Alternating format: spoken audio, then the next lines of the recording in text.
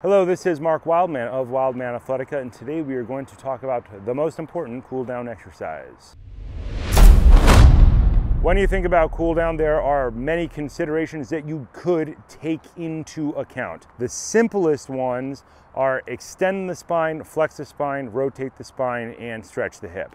That's kind of your most general cool down, which will apply to the most things. We are going to do the most important exercise first, extending the spine. This is called a Sphinx. We are going to get out our not yoga mat and throw it down on the ground and give it a demonstration.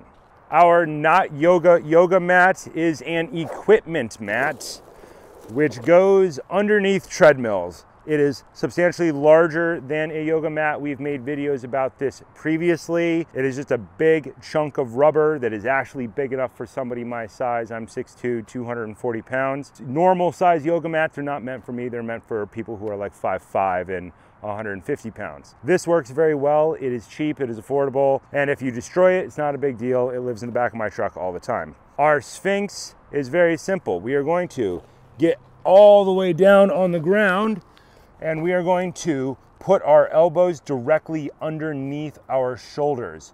The goal of this is to allow the vertebra of our spine to slightly extend. When you lift heavy weights, the most important thing is to extend the spine before you flex the spine and cool down. When I was young, everybody said do 3 sets of 30 seconds.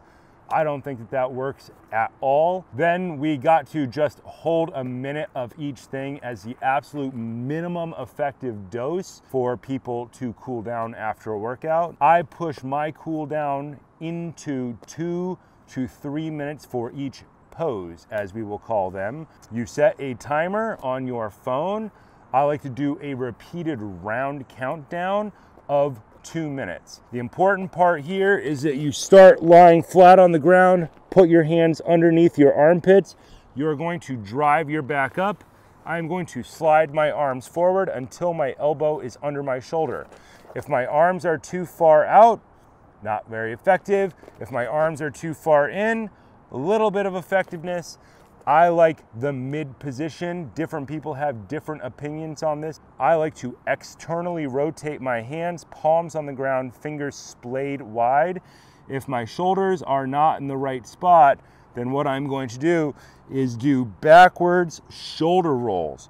So bend your shoulders up towards your ears, squeeze your shoulder blades back in together, and then drive up. What we don't want to do is look up and crane our neck. If I was coaching this, I would look at the back of people's necks to look for folds in the skin.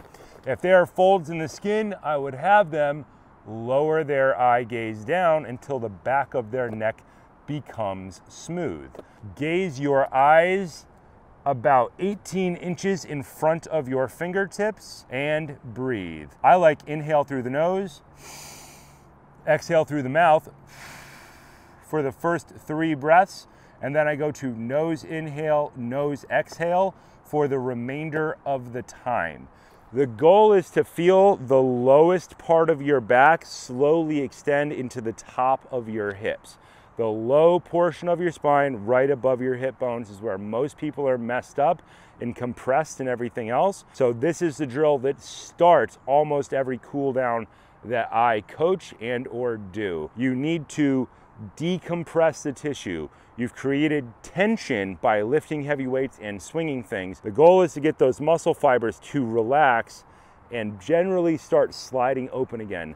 Your goal is to restore resting length. The 2 to 3 minute time zone is where you're going to see that. 2 minutes is kind of the bare minimum that I consider now, and I will alternate days between 2-minute holds, 2.5-minute holds, and 3-minute holds. And if I lifted something extremely heavy or got hit really hard or fell off of something high, then I will push my stretches into the 4-minute range. That is hard for a lot of people in the beginning, so start with lower times in the beginning. If you have to start with 1 minute, start with 1 minute and add 15 seconds to the stretch and build up over the course of, say, a month. Hold for a minute for 1 week, minute 15 for the next week, minute 30, and walk your way up towards the 2-minute to 3-minute time range. Relax. Get rid of all the tension. feel the body lengthen.